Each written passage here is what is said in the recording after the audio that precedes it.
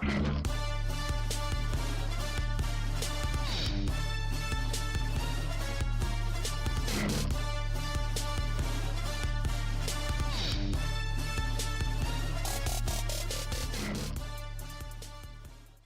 it, and I'll. All right, welcome everyone to episode number 4. All right, we're gonna go that way. Okay. So then our next one will be 5, and then 6, and then we'll go. Yeah, then we'll go back to 1, 2, 3. So, anyways, my name is David Lozano, big Star Wars fan, of course. I run the Facebook group Star Wars Stuff, and the co-host here is. I am James Herrera, big Star Wars fan, as you can tell. This is my place, and I met him in line in New Braunfels for Force Friday 2, and we found out we were at a Star Wars Celebration together in April, and that was wild to know that someone was there too, waiting in line for 15 hours. Yeah, so the story is we both went to Celebration, Orlando, and we were actually in line, maybe one line away from each other. It was really close. Yeah. I took a panoramic picture of everyone. I just took a picture just to take a picture, and when I was in line, we started talking. I think you were maybe 2 people away from where I was. So I showed him the picture. He picked himself out, and we kind of just started talking from there.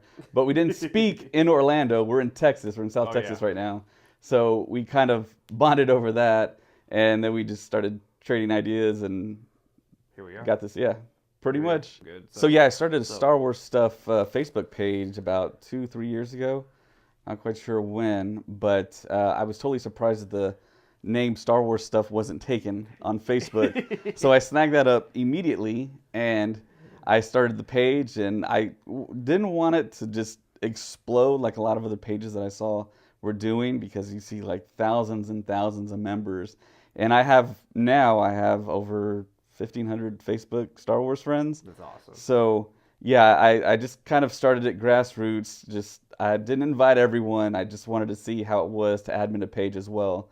And I met a couple of the other guys, one guy by the name of Edward and another guy named James, and they were friends. They were pretty good Star Wars Facebook friends with me. And I asked them to be admins. They said, yeah, sure. And the page has been going pretty good for the past couple of years. Yeah, I remember when you told me, you were like, it's called Star Wars Stuff. You'll find it on Facebook. And I was like, okay, Star Wars Stuff. 1579, 1138. No, Star Wars Stuff was the only one. And so when we developed this, we were saying, hey, what are we going to call this podcast? He's like, let's just call it the Star Wars Stuff Podcast. And there, I looked it up, there's no Star Wars Stuff Podcast. Everybody has like a name for their podcast, and ours is going to be the unique Star Wars Stuff Right, podcast. And we'll talk about anything and everything Star Wars. That's the name of the game here. So I thought for the first one we should talk about The Last Jedi. It just came out today. What's the day? March 13th. Just came out today for digital download, and it downloaded to me like on my phone at like 11 last night. Right. And my wife was like, "We're not watching it." I was like, I would really, really love to watch it right now, but we didn't. And this morning I was able to watch the deleted scenes, and you watched the director and the Jedi and all of that. And so I haven't seen it yet. I haven't seen most of it, but I will say when the movie came out, after I'd seen the movie, after I left the theater in December, when did it come out? December 15th? 16th, I want to say. Yeah. I know we're terrible Star Wars fans for not remembering when it came out, but it came out, and I went home and I was so excited about it, and I went on IMDb to see what everyone else was saying about it, and I was shocked when I saw the comments people were making. People were hating on this movie. I mean, people were saying Kathleen Kennedy and Rian Johnson have ruined Star Wars. This is the end. Like, I'm never watching another Star Wars movie again. Like, it's all over. And I was like, what happened? And then sure enough, the next day on the internet, it was this big story was the fans are completely split on it. And so I want to just know, like, kind of like, what was your take on it? What was your when you walked out of the theater, what was your thought? And then now, how do you feel after it's all been said and done? When I go to the theater and watch a really highly anticipated film, a film that I'm really, really going to be into, and I'll be a fan of the franchise, and I go in there, the first time I see it, I'm kind of like trying to break down everything in my head as stuff is moving. So I think I missed stuff. And when I saw The Last Jedi, I loved what they call the Poppins Leia scene. I actually love that aspect of the film. Yeah. And I love the whole banter between Hux and Poe at the beginning. Yeah. But what I didn't love was when Luke had the saber back again for the first time in several decades, and he just threw it over his shoulder. I laughed at the beginning, and then I was like, wait a minute, that's not what's supposed to happen. And I was thinking, okay, is this maybe like a dream sequence, or is this something that's not going to be canon? Because that's like totally not what you expect. And of course, Luke in the trailer says to Rey, we find out this is not going to go the way you think. And that was always playing in my head. And of course, they kind of drop hints in trailers. And I mean, I was prepared for having my expectations subverted, like everyone says. But that moment, I was like, this could go off the rails here pretty quickly. But when I'm in the theater for an episode Star Wars film, I'm just in shock to be in a seat watching it for the first time, Yeah. because we don't get these that often, even though we do know we're going to get these probably to the end of time. But it's still such a momentous occasion to be in a theater watching an episode film and knowing this is going to be canon, and you can't change it. It's set in stone. Yeah. Once it's there, it's there, unless they go through some unprecedented move and just rip it out of canon, which a lot of people made petitions for and signed petitions for. But I can't believe that. to me, yeah, that's a little absurd. But to go back to what you're asking, I think after watching it several times, I think I watched it a total of 4 times, I think I was split. The only reason I was split was just the Luke Skywalker aspect of it. To me, he wasn't handled the way that he should have been handled. Everything else I could deal with. I could deal with the Canto Bite stuff. I could deal with the new characters. Rose, people have a lot of complaints. I thought she was really good. I really loved Kelly Marie Tran. Yeah. I could not believe the hate for her. I was like, she was awesome. And then plus the main theme of the movie, the score, was her theme. Like that, Right. The Rose theme was what John Williams wrote new for the movie, and I was just shocked that people were like, "Get her out of here!" That she was horrible, and I was like, "Man, sorry, I didn't mean to interrupt you, but yeah." No problem. So yeah, I thought she was a great pick for that role. If you watch The Director and the Jedi, they kind of go not too much in depth, but they do talk about the casting process and Ryan's thought process to casting Rose. And she was basically a newcomer. She hadn't really done anything before. Mm-hmm. I think she was like a comedic actor. I think she was in some type of maybe like the Groundlings or something. I read somewhere that she'd actually never seen a Star Wars movie before she auditioned. Right. Which I kind of, yeah. After hearing what you said about her, it's like I can kind of see why he would cast just somebody brand new to the whole thing, and then throw them into this huge story. And so even now you're still split about it. Even now you're still. Well, I did download it last night, or I streamed it. I tried to download it. I was on vacation, and watching more of the scenes over and over again, it's a weird type of situation. It's almost like a dilemma. And Mark Hamill saying that he totally disagreed with the way that Rian Johnson was taking the character. I mean, that kind of lends credence to my opinion and my thought process.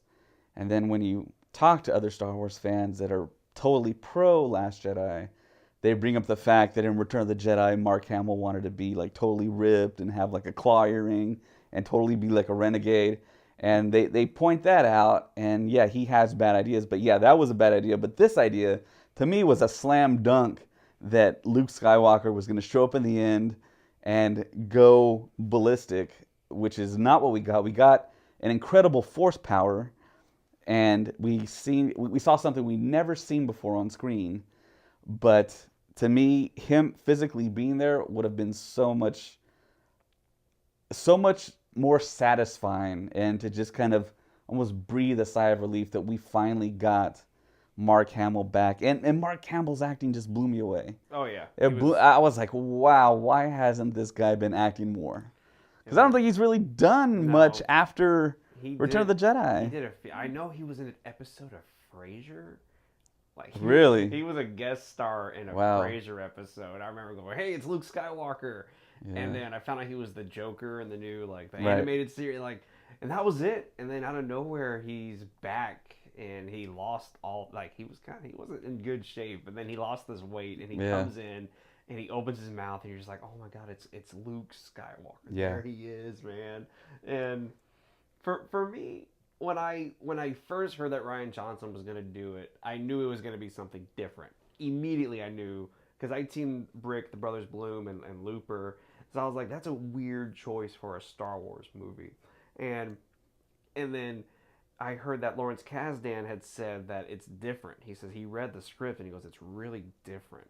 It's never been done before. Then John Boyega, himself saying he's a pretty big Star Wars fan, was reading it going, what? This isn't a Star Wars movie? So already my mind was already knowing this is going to be different. And then part of my head said, is he going to do away with the opening crawl? Like, is he just going to say, oh, we don't need the opening crawl anymore? And because this was the first Star Wars movie that starts immediately after the last one. So I was like, what are they going to say? What's the opening crawl going to say? Is it going to be like, you know what happened? And then the camera pans down, the movie starts.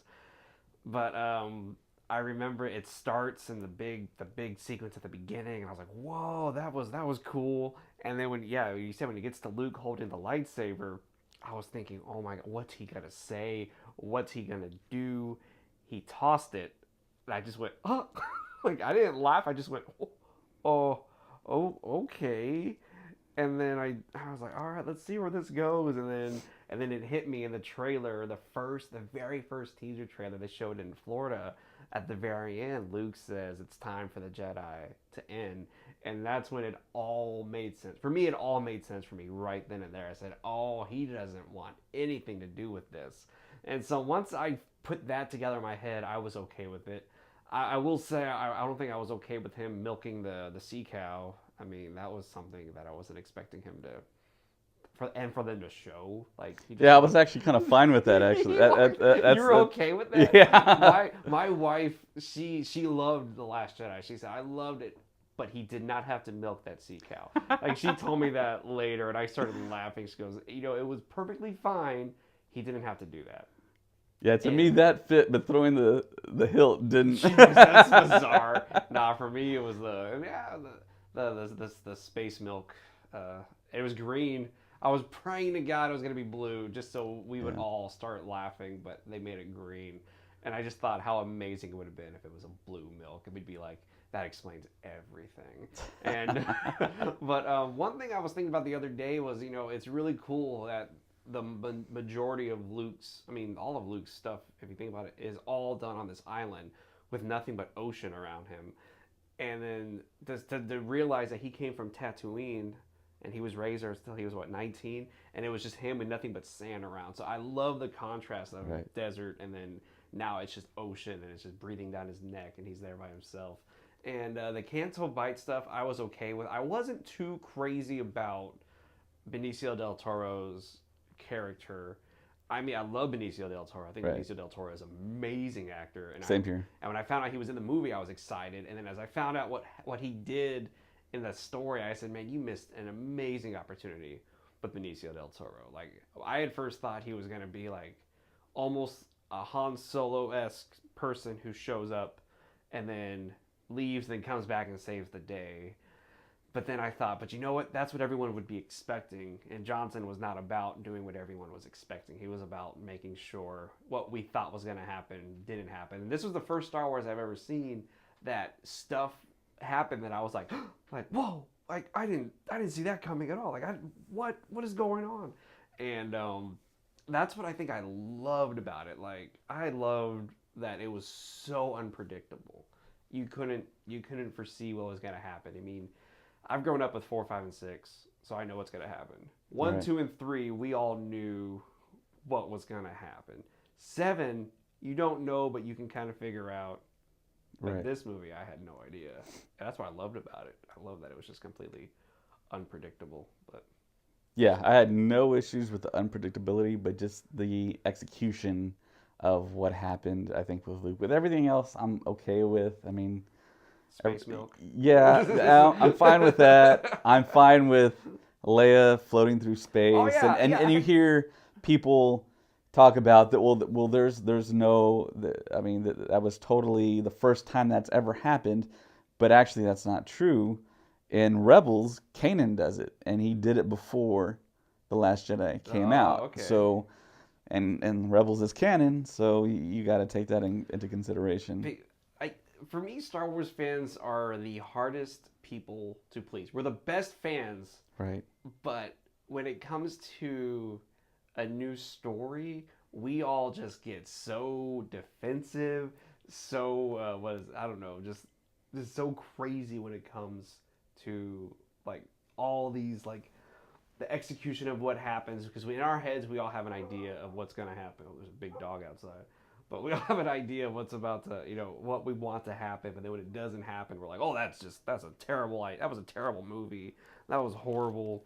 And I feel like a lot of people felt that way about this one, and I was like, man, I get it, but Way back in the days where we did not know that we were going to get more movies, I always felt that somehow, some way, through a fortunate circumstance, but more so through an unfortunate circumstance, we were probably gonna get more films. And by unfortunate, I was thinking maybe the death of George Lucas and okay.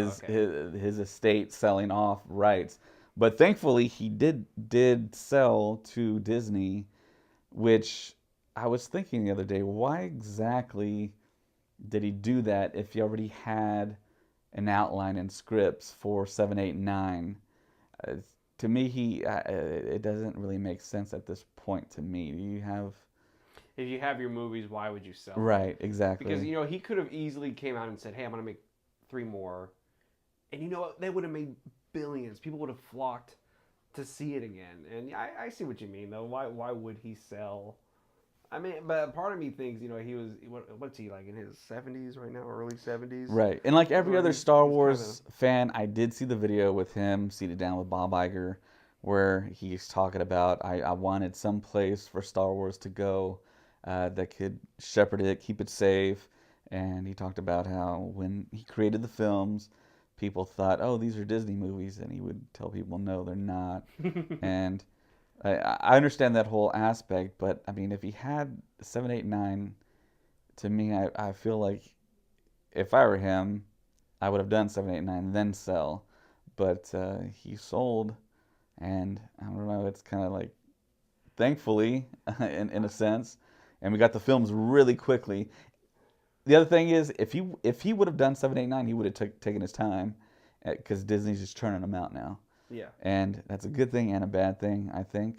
But But The Force Awakens, in hindsight, I think that was the film that had to be made, and I think it was above average. I'm still trying to calculate the sequence of good to bad, worst to best, and it's just so hard. Even with Last Jedi, I mean that throws such a monkey wrench in all that because I loved Rogue One. I'm wearing a Rogue One hat. I love it. I love what they did, but when you know what happened behind the scenes with Tony Gilroy coming in, doing the reshoots, and I know a bunch of people made a bunch of noise about reshoots. Every major film has every reshoots. movie has reshoots, but So because it's a Star Wars movie, though, yeah, it has to make headlines. yeah, Now, and I took it with a grain of salt, but then you find out that Tony Gilroy did reshoot the ending, and all of those scenes from the trailers were taken out, and we got kind of a different ending, which was good. The film still turned out great, yeah, and then to see Gareth Edwards show up at the Battle of Crate, and I was like, oh, okay, well, they still have a good relationship. But then later on, I found out that Gareth and Rian Johnson are really good friends, and they bonded over Star Wars. oh, okay. So I don't know if it was because of their friendship or what. I don't know. I'm going into like almost like gossip territory here, but I just want to know, and I'm very invested, and I love Star Wars, and it's so interesting to me how this all works. Oh yeah, I was And we could talk for hours, yeah, we could talk for hours days, about what decades, happened. maybe. And then there's a ton of stuff to talk about when it comes to Star Wars. Right. And with Rogue One, I mean, I see what you mean. How like they're coming out a lot quicker now, and how Force Awakens came out, and then wasn't it gonna be? Was Force Awakens was Rogue One supposed to come out like 6 months later, or was it supposed to come out that next Christmas? Because I know they came out a year apart. I could have sworn it was supposed to come out earlier, but they pushed it back. J.J. Abrams wanted The Force Awakens to come out in May, the May after the Christmas it came out, but Disney was like, no, you're going to have to release it during Christmas. Oh, so he wanted. So it to they come out. rushed it through and got it out Christmas, but Rogue One was already in production, pre-production. They started quickly, and then they got that out, and then Solo, that whole director, like, just controversy kind of came about with Kathleen Kennedy getting rid of Lord Miller and then hiring Ron Howard. Everyone figured, okay, well, they're going to have to move from May now because Star Wars and Christmas are now synonymous. Yeah, you and have and to now release they put Solo in May, and they had the perfect opportunity to say, okay, we'll remove it to Christmas. No, they're still keeping May. And people bring up other podcasts, talk about, well, they already have their tent pole in Christmas time, which is Mary Poppins. Mm-hmm. And I don't know, to me, Mary Poppins isn't really That's not gonna make us tent much pole money. worthy. Yeah. It's But not like a I mean, they Marvel have the movie. reasoning there.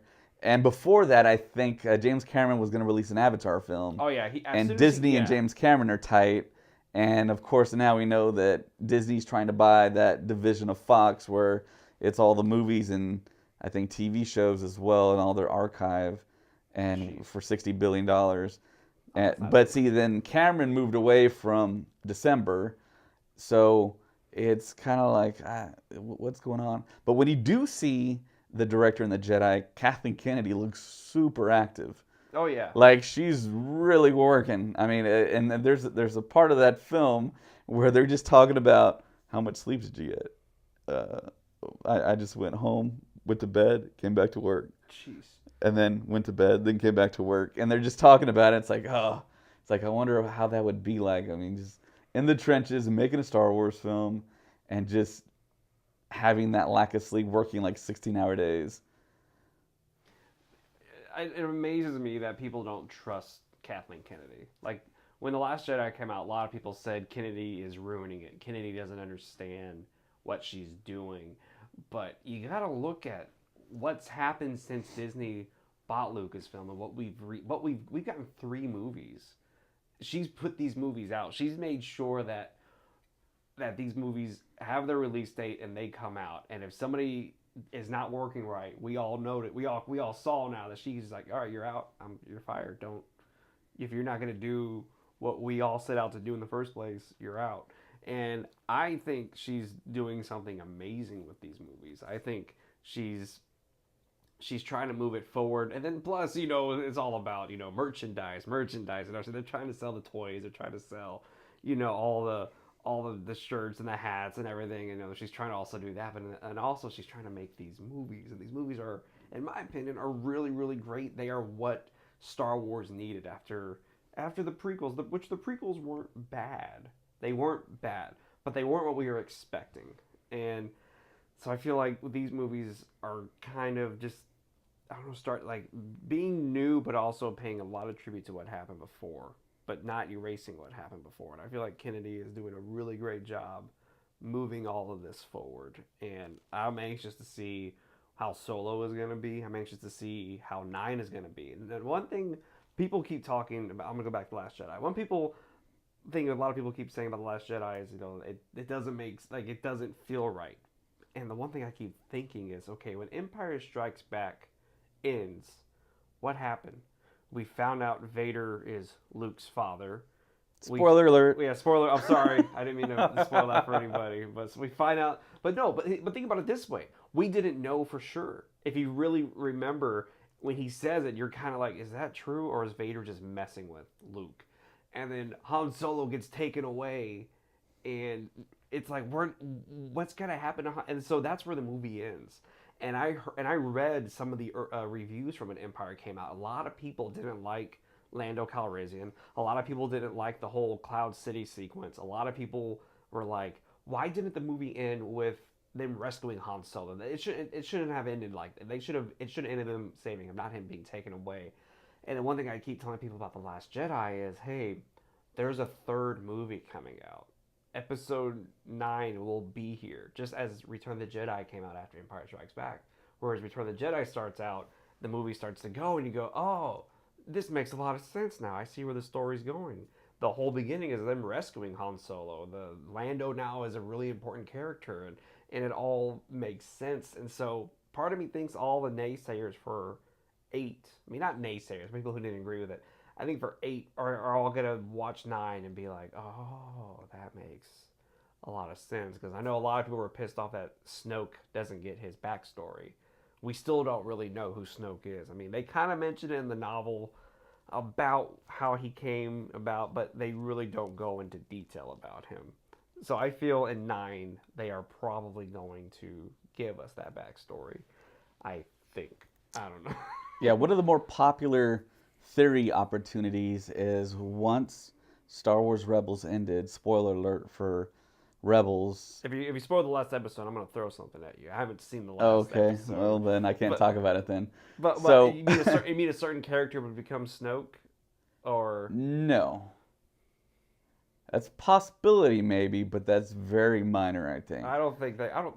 Okay, I'm sorry. Because I think it is canon that Snoke is from the Outer Rim and the Yes. Unknown Territories. Yeah, that's been yeah. So, I mean, there's very fertile ground there to develop Snoke in maybe the next animated series Mm-hmm. and actually tie it in to Rebels and have that story basically lift up Rebels. Everybody, well, there's a lot of fans that really love Rebels. For me, I really didn't get into it. I don't know if it was the fact that it was animation. I'm not really a big animation fan, and the fact that maybe it's on Disney XD and more kind of aimed towards a kid audience. Yeah. But a lot of the, I think all the podcasters for Star Wars do watch and did watch Rebels, except for me. I guess I'm a podcaster now. But yeah, you gotta watch it now. No, yeah, I'm just kidding, I think I think I'm gonna binge it and just get through it. But of course, I mean, there's a lot of opportunity, and the screening they had at Lucasfilm, they invited a whole bunch of fans, which was really really cool, and they all loved it. I mean, everyone loved it. People were comparing and saying that Dave Filoni should probably do something in the saga films, or even people were even recommending him going to like a Kevin Feige type status for Lucasfilm because he's been there since the beginning. He was groomed by George Lucas. He made Rebels. You said you watched what episode did you end on? I ended on episode 4. I'm about to start 5 of the season that's out. I mean, the season's just Because Filoni did something in Rebels that I didn't think we were gonna see for a very very long time as a plot device, and it's I think it's my favorite plot device. He used it, he tackled it so well, and I saw and read people talk about, well, if he did it there, he didn't do it here. I mean, that was totally wrong, and it doesn't really fit, doesn't make sense. But I think it did. I think people were just trying to like nitpick and find something wrong with it. But when you watch the episode, it totally works, and it's like, wow, it's one of the hardest things to pull off what he did, and that impressed me. A lot of people are impressed with Dave Filoni. They talk about his storytelling and his capabilities and what he's done for us in the past. And I really haven't, I don't know, gravitated to like Clone Wars and the Clone Wars. I think I saw like 3 or 4 seasons of the Clone Wars. yeah. But with the Rebels, my brothers were like, you gotta watch it. So I watched it, and some of the episodes you could tell are for kids.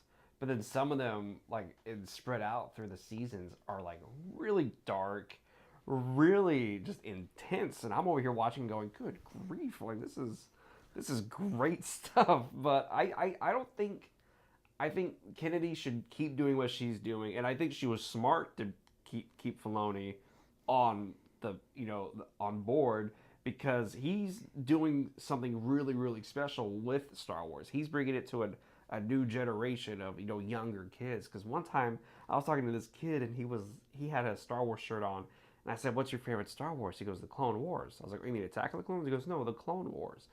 And I was like, "That's a TV show." And he goes, "No, it's not." And to him, the Clone Wars, not, I don't know, I mean, he might have been talking about that movie that came out, but to him, like, that was Star Wars. Like, that was his introduction to Star Wars. And I was just amazed that there's a demographic that Filoni's reaching to, and they are coming up with Star Wars in this really really cool way that we didn't get when we were growing up. I mean, how cool would it have been to turn on Saturday morning and you see a Star Wars cartoon, and it's canon. It all follows together. It all syncs together. That would have been amazing, but it didn't happen. Well, it's amazing you brought that up because I got two little stories about that. I met up with one of my high school buddies, and he had a cousin over who was maybe like 10 years younger than us.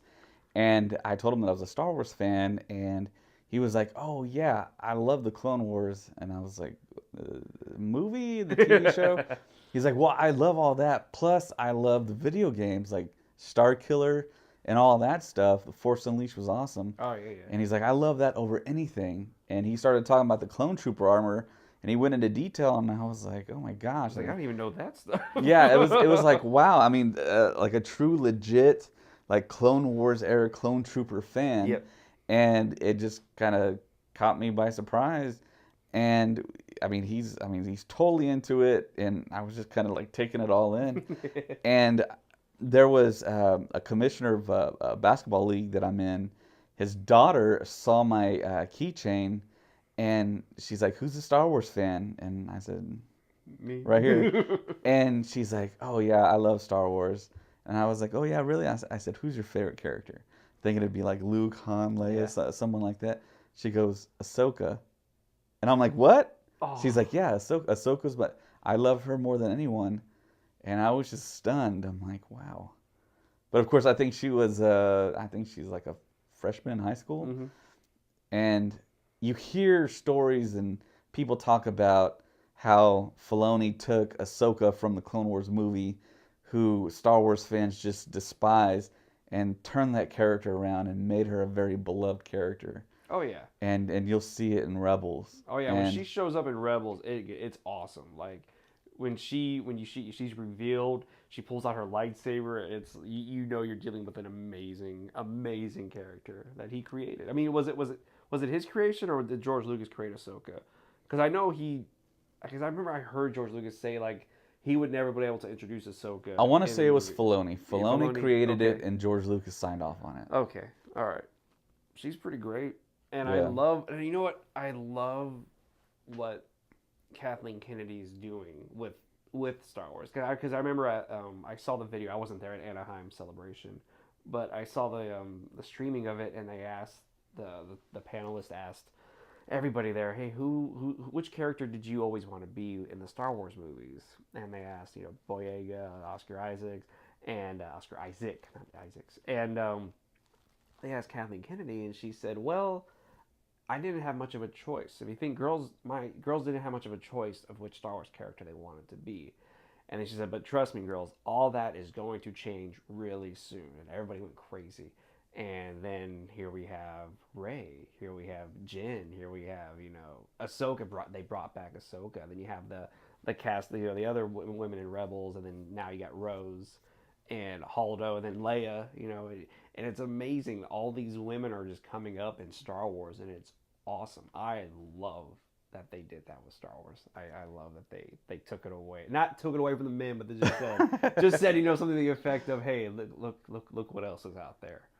And yeah, and Rey, Finn, and Poe really, really hit. I mean, the casting. Oh yeah. I knew about Adam Driver. I knew about John Boyega from Attack the Block. I knew about the Block. Oscar Isaac. I mean, I knew love about Oscar, yeah. all these guys, and I knew that they were the up and comers, the Juilliard trained, the actors that people were watching, all the film communities, and they cast them. And I wasn't sure about Domhnall Gleeson, but he was really good too. He impressed me. So the casting was spot on, and like you said, I love the fact that they have a female lead. It detracts nothing.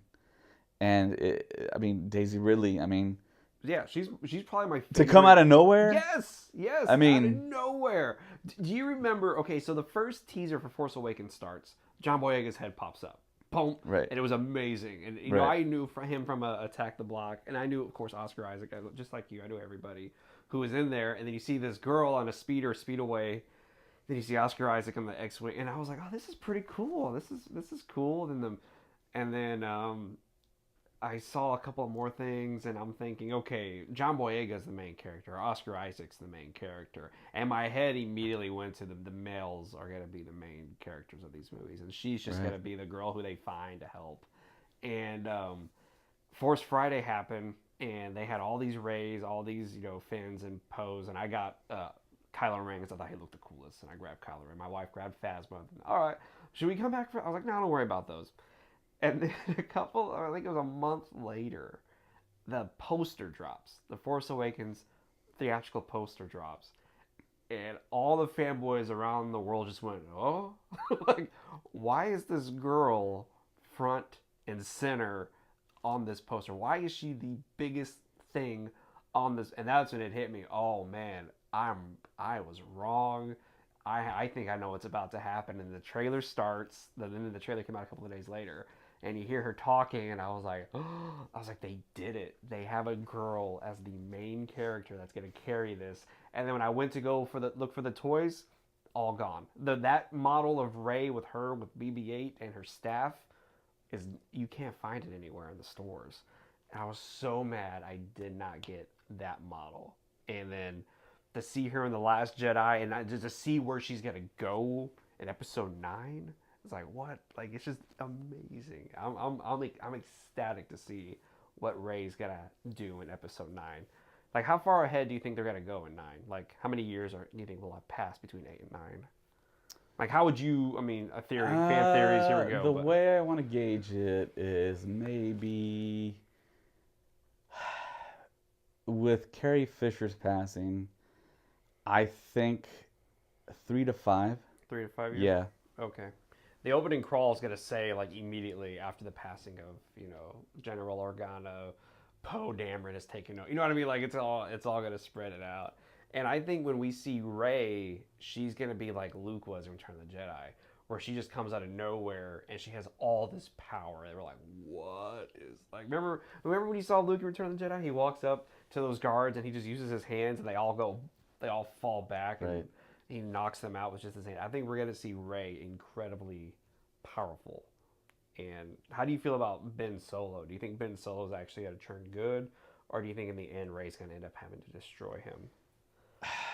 Because, I mean, now that his mother's gone, I mean, there's really nothing kind of, I don't know. It just, he didn't shoot her. He didn't shoot her for a reason. Like, there's he thought about it, and in his head, he realized, I can't do this. And now that she's gone, what's going to stop him now? My mind just kind of swims on that. It's JJ's coming back. You have The Last Jedi. That's totally different. Is he going to stay with the same kind of outline as The Force Awakens and bring back the nostalgia that way? I think there's a rare opportunity there for him to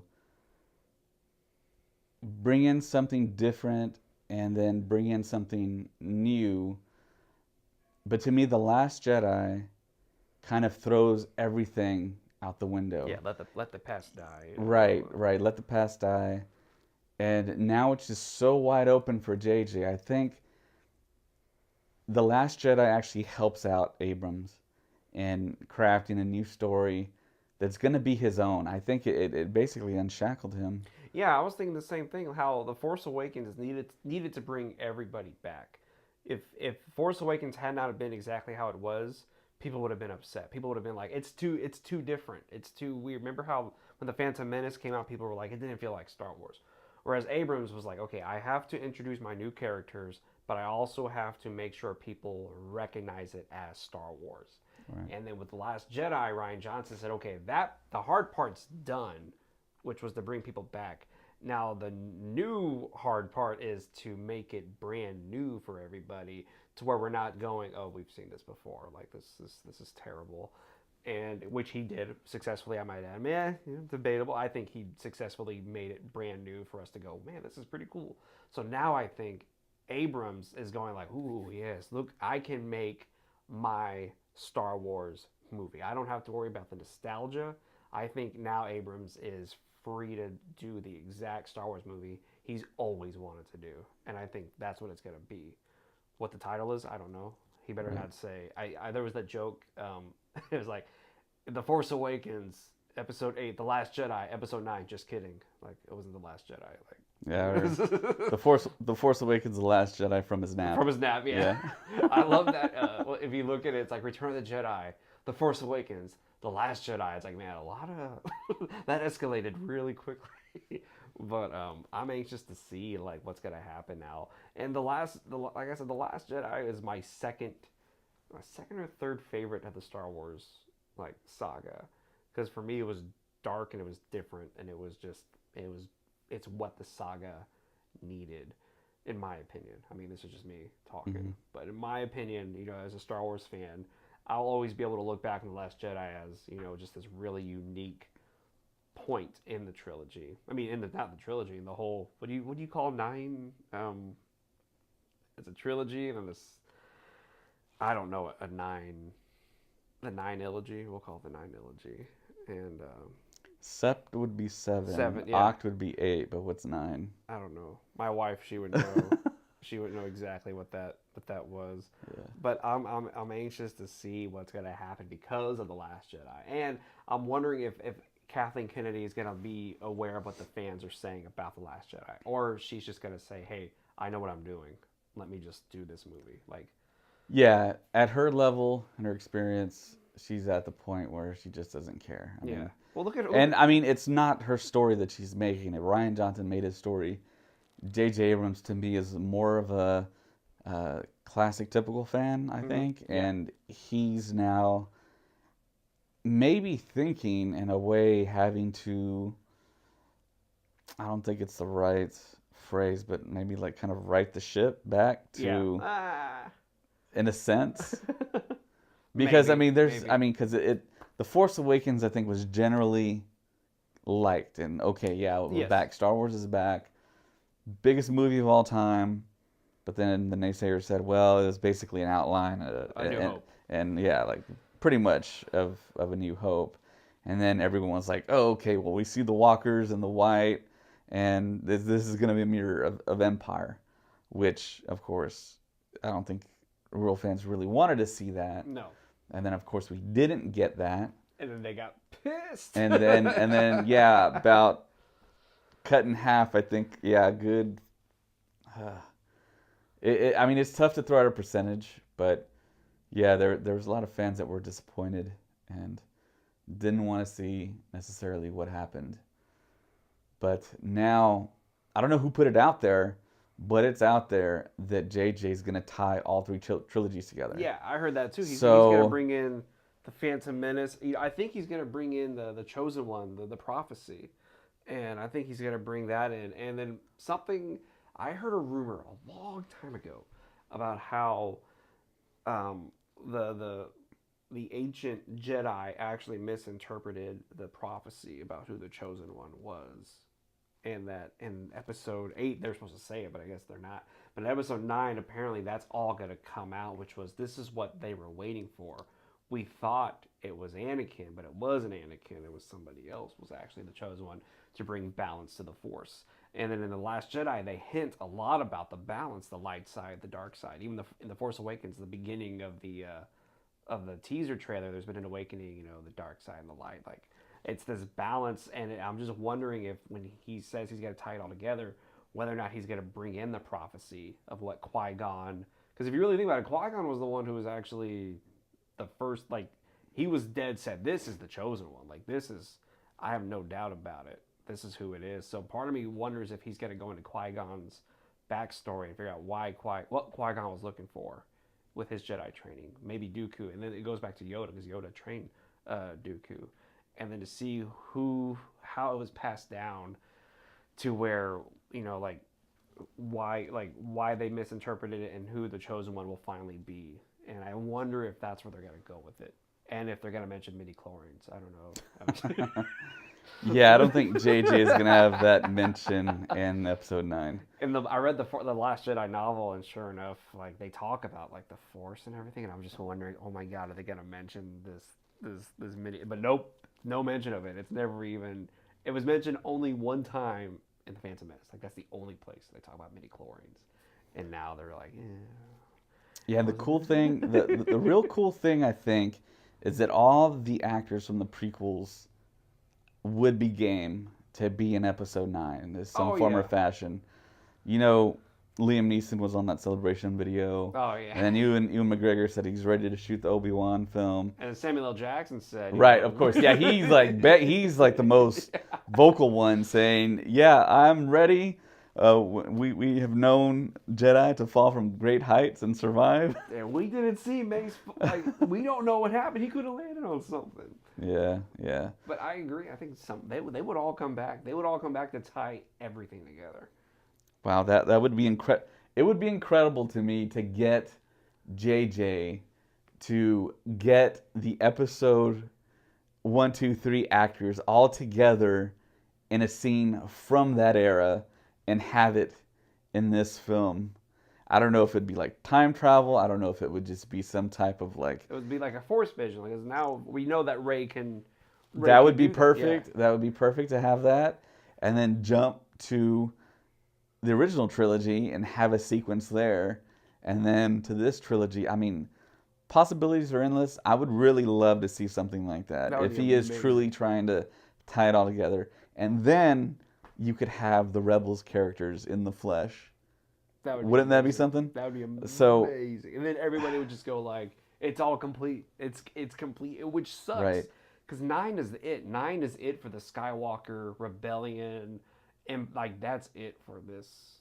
Yeah. It's got to be all over. So and it's sad to think like Johnson's trilogy is not going to have any Skywalker or any, and then now the creators of Game of Thrones. I have the total opposite opinion of the Johnson trilogy. I think he's the perfect guy to go out and do his own thing, not touch anything we know, because we won't have these expectations like we did with Luke, like I did with Luke. So, I mean, he could do anything, and I mean, it's such a great thing for an acclaimed director to have. And then with the hiring of Benioff and Weiss, everyone's saying that, oh, we're almost sure that he's going to do something Old Republic, something in that era. You don't think so? I don't think they're going to do anything. I don't. See, part of me thinks Kennedy doesn't want to use all that. I think she wants to do something new. I think they will do something based around that time, but I don't think they're going to do exactly the Old Republic. They may even go all the way back to the early days when the Jedi and the Sith were in battle with each other. Well, not exactly anything that's been done in the video games, but something within that era where you have the technology and the droids that they had, and those characters, some of them are slowly becoming canon. Yeah. So, I mean, you kind of have that as a basis, and I know it would make a lot of EU fans mad if they just decided to make completely Knights of the Old Republic the video game canon, which is a great video game. Yeah. And I'm anxious to see what they do, and part of me, the nostalgic in me is sad that it's not going to be Skywalker. It's going to have nothing to do with that. But what would be really cool, though, is if all these other series and trilogies aim toward the Skywalker saga, starting with Anakin, ending with Ben Solo, because, we don't know who Rey is, or do we? I don't know. Yeah, according to Rian Johnson, they're junkers that sold her off for drinking money. But JJ can retcon that and say, nope. That was a lie. He was lying. Kylo was like, she is an important person, but I think that would undermine the whole message of anyone can be somebody. Yeah. Sounds like so. I think that's probably set in stone. I'm honestly gonna, but I was happy when I found that out about Rey. Yeah. Because for me, it was like, man, that clears up so much shenanigans. Like, all these theories. She's a Kenobi. She's a Palpatine. Right. She's what was another one? She's Han Solo and Leia's like lost kid that they hid. You know, all these theories. But then the fact that you find out she was nobody, you're like, oh, okay, now we can continue on with the story and not have to worry about where Yeah, she came from. back when Daisy Ridley was doing press somewhere in Asia, Yeah. before The Force Awakens came out, she had to give kind of a synopsis of her character to an interviewer in a junket, and she said, "My character is solitary in the desert." And when she said solitary, Kathleen Kennedy like looked at her and made like a face, and then everyone kind of jumped on that and was like, "Oh my God, she's a Solo!" Oh my gosh. And then the speculation went crazy, and I'm like, "Oh my God, did that just happen?" But of course, we all know that that wasn't true. But it was true. Meaning solitary. She was all alone. Well, yeah, she was solitary, but she wasn't a Solo. But she was. I mean, I Yeah, know, but that like, was the But theory. then now that I think that's why Kennedy looked at her like, don't tell people that you're you're Right, all by right. I mean, the yourself," reaction you could have been know? to I know. that. It could have been just maybe she ate something bad. I mean, I But don't she know. was like, I'm gonna look at you while I digest this food. But I love that she was nobody, and I love that and I love the fact that Kylo Ren, Ben Solo was able to use that, the same way that Vader and Palpatine are able to use that want they have to to join them. So the moment I heard him say that, and then he says, but you were nothing to them, but that's not the I forget how he words it, but to me you're not nothing.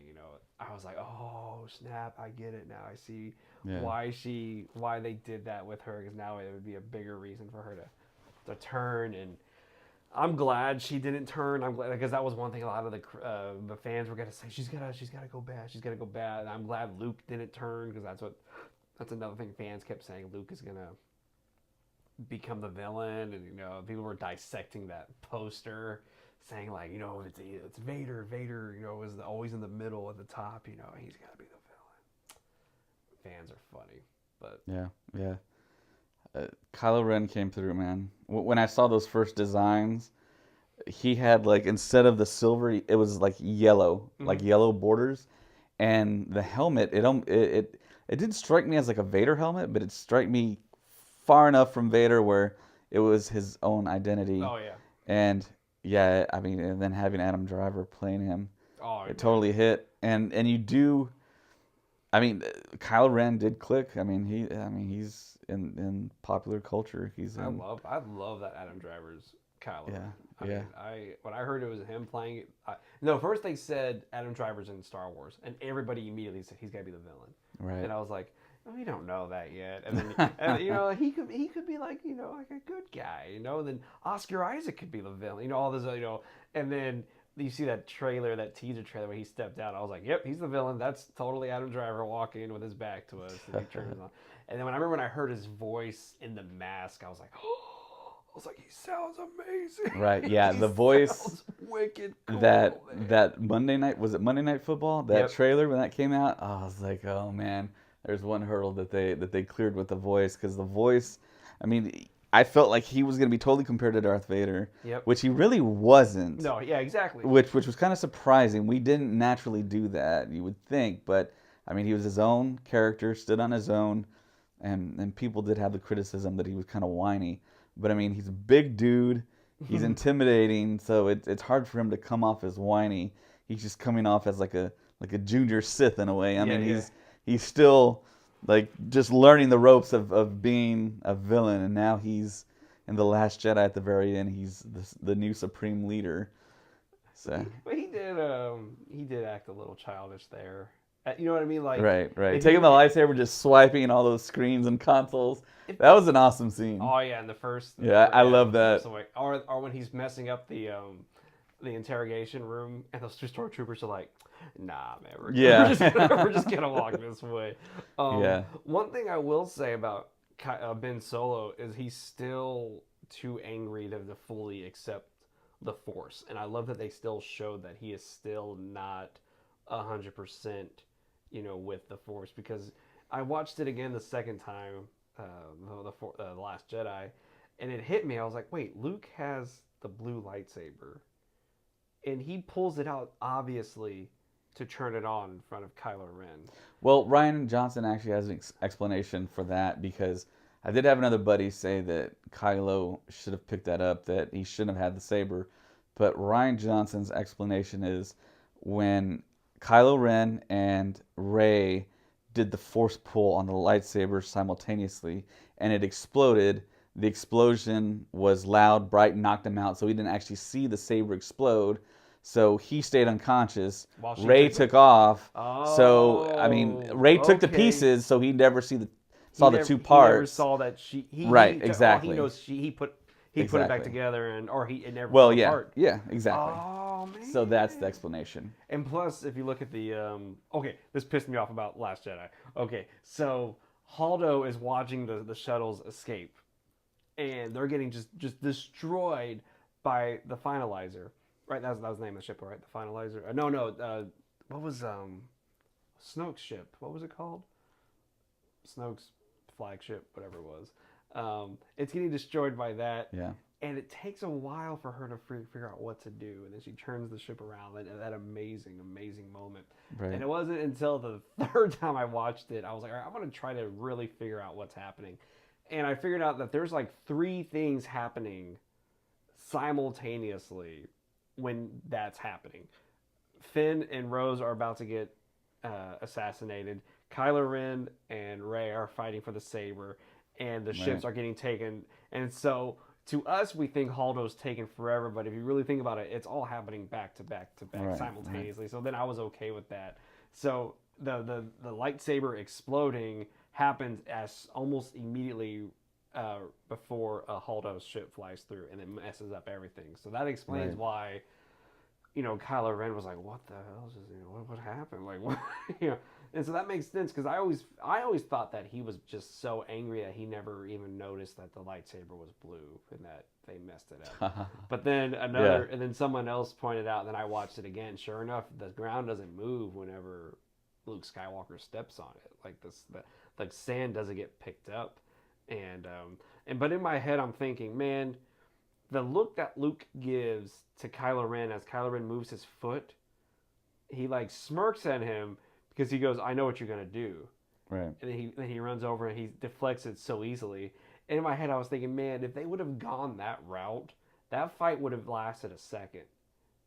Because Luke would have just been like, I know what you got to do. Boom. The fight's over. But he needed him to distract him long enough for them to escape. So that's why I was like, that's pretty cool that they showed that. I think does he look at his feet twice? Or it showed that one time? I'm not sure if Kylo ever looked at his feet. No. Luke looked at Kylo's feet when Luke looked at because he looked at the way Kylo moved his foot to know how he was going to attack him. No, I didn't pick that up. You didn't pick that up? Yeah, next time you watch it, watch how he looks at Kylo's boot and how he moves it, and Luke smirks at him, going, "Oh, I know what you're going to do." No. And that's why when he runs at him with a blade, he's able to like get out of his way really quickly. Yeah. And I guess part of me thought, if they would have actually fought, he would have killed him like right away. But he didn't. He couldn't. He didn't want to kill him. One, because I guess he still thinks that Rey can bring him back, and then 2, he just needed to distract him for a little bit longer. I love that, man. That was pretty cool. But yeah. There. I mean, it had The Last Jedi had some great iconic moments, I thought. Holdo going into hyperspace. Yep. The fight with Kylo and Rey. Oh, yeah. And I don't know, at this point I don't know if it's infamous, gonna stay infamous, the whole Leia in outer space scene. And when that was executed, I was like, to me that works. I'm fine with that. To me that works. Something we've never seen before. I'm fine. And the whole kind of backlash with, we've never seen that Jedi power before. It's like, we've only had 7 films. Yeah. It's like, I don't get that criticism. That totally made no sense to me. We should be seeing new Force powers every movie. I mean, because there are a lot. I mean, there's characters in the EU, not in the EU, that have powers that we've never seen before. Exactly. And look at this in Phantom Menace. Qui-Gon, Obi-Wan does the Force push. That's the first time we'd ever seen the Force push, when he knocks over the battle droids, and we all went like this, cool. Yeah. Jedi can do that. And then if you remember from A New Hope to Empire Strikes Back, the first time Luke calls the lightsaber to him in the Wampa's cave. Right. That's the first time we'd seen that. But for some odd reason, we all accepted that right away. Like, oh, that's a cool Jedi power. But for some odd reason, with these new movies, people just jump on like, oh, that's not possible. It's like, knock it off, man. Like, years from now, people are gonna look back and go, oh, that was cool. That was when they first introduced that step. Right. People are just ridiculous. I love that she does her her flying, going toward the ship. And oh, fun fact, somebody on the internet was really pissed off because they said that whenever she flew toward the ship, when the door opens up, everybody would have been sucked out because she goes through the bridge. And they said that was so stupid. Why didn't they realize that? And I watched it again, and I was like, she goes through one door, and then that door shuts, and then she goes into the other. That's what I was gonna say. Probably something behind her shut. People were and so she could use angry. the Force to do that. Yeah, and people were so angry they didn't notice that. Yeah. And but one thing that I felt whenever she did that flying thing, I got really sad because I realized we're never gonna see the payoff of this. Right. Immediately when she was still alive, I thought that really sucks because I know they had big plans for her, and now that she's gone, we're never gonna see like what those plans were gonna be. Yeah. So that's just totally agree. Yeah, there was a bit there when she pulls that off. It's like we were gonna potentially see something even more incredible in the next episode. And the funny thing is when I saw it the first time, I was like, hey, she just flew through the ship that was being projected. I wonder if that means anything. And of course, Holdo did her Holdo maneuver and flew right through the same spot that Leia flew through the projected ship. Did you notice that? No, I didn't know that. Yeah, she flew right through the ship, and I thought that was foreshadowing big time. Damn, I didn't catch that. Yeah, there are layers in The Last Jedi. And I might have to go back and rewatch it. And, you may. I will. I know the next time I'm going to watch it, that was with my mother. Right, I promised myself, like, the next time I watch it was my mom. Because I bought my mother a Porg, and my mother loved it. Yeah, like, she loves the Porg. She's like, that she calls that her baby and keeps it with her at all And I love the Porgs too. I love the Porgs too. I know, I mean, just from photos, they could look kind of like creepy. But in the film, I think they totally pulled them off. They were awesome. They're basically kind of like the Star Wars version of like Gremlins. Yeah. I love Gremlins. And I love the fact that Chewie was like, all right, y'all come with me. Right. And so yeah. which means in episode 9, there's going to be Porgs everywhere because they're just reproducing on the Falcon. And Chewie's just like, yeah, those are my... there was a nest. There's right in the corner. Nest, and he's like, they're just going to chill here. It's okay. Don't worry about my Porgs. But I was really sad, and the line that I kept thinking about whenever Leia flew was what Yoda says in Empire Strikes Back when Obi-Wan was like, "That boy was our only hope," and then Yoda's like, "No, there's another," which was like the coolest foreshadowing, the coolest like, who's he talking about moment in a movie, and then now we're never gonna see it. So, and now kids that are growing up now, they hear and see that line, they're gonna think, "Oh, he's talking about Rey." Yeah, but yeah, or Ahsoka. And it's like, no, he was clearly talking about Leia. Or Abrams is going to be like, no, Obi-Wan always thought it was going to be Leia, but Yoda always knew it was going to be Rey.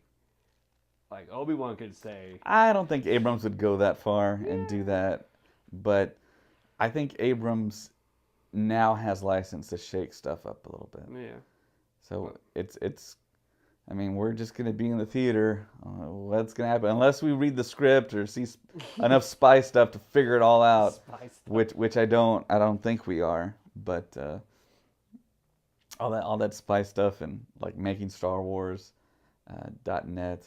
I mean, it's kind of irresistible to me. I got to take a look because before the film, I saw pictures of the Force Tree, the Porgs, the Gorilla Walkers, and to me, that really didn't spoil the film. For The Force Awakens, I knew a lot. I knew a whole lot. There was even something, the script had leaked, and one of the podcasts did kind of a theatrical type reading of the script, and in synopsis form, I think, and with music behind it. and it sounded great. It sounded like actually a better version of The Force Awakens. But they did change some stuff, like the floating hand with the saber at the very beginning of the movie.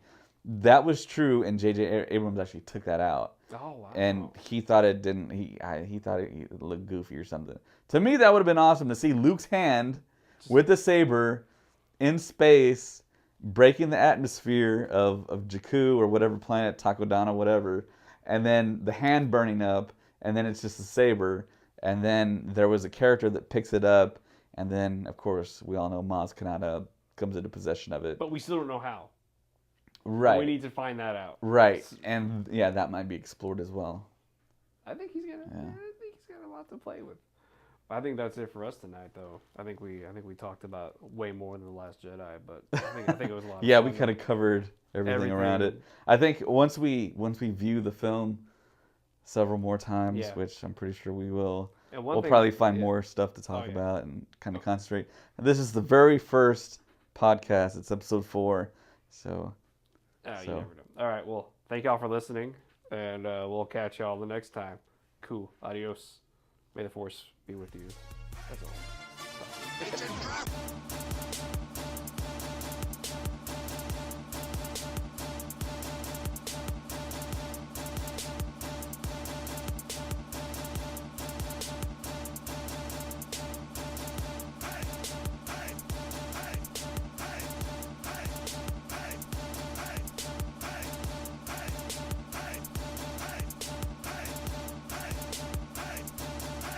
It's a trap!